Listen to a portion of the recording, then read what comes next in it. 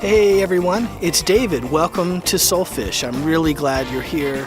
Thank you for watching and subscribing and leaving your comments. It means a lot, and we're growing this community, and together we're learning and expanding our consciousness. How cool is that? I've been feeling like we've talked a lot about letting go, and what does that really mean to let go? I wanted to give you another idea.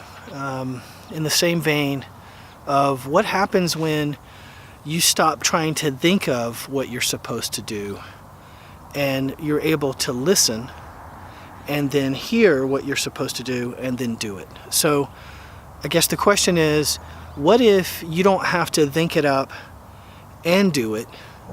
What if you just had to hear what you're supposed to do and then spend all of your energy on doing that? Imagine if half your time is spent on what should I do and how should I do it, and the other half is spent on actually doing it. What would happen and how would you feel if 100% of your time was spent on the doing? So that you heard what you were supposed to do, and then you spend your time, your brilliance, your mind, you task your mind to actually do it. We are in this middle space, I can't say it enough, between an old story and the new story. It's a whole new book. I'm talking to folks and they're saying, I want to change how I look, how I talk, my hair. I want a different type of car. I want to shift this whole energy into something new. Is that okay? Of course that's okay. You letting go of the old includes the old energy of stuff. That could mean, hey, it's time to change some clothes, change some furniture, change some cars, change my job, change, all sorts of things that are key to how and who you've identified with, right? And it's all changing right now. And I ask you to maybe spend a little less time thinking about how and what, and more time on the doing. You've had years and years and years of trying to think up what you're supposed to do and then actually do that. What would happen if you just tried something a little different right now? How could it be any worse than what you've already done? It's not going to be.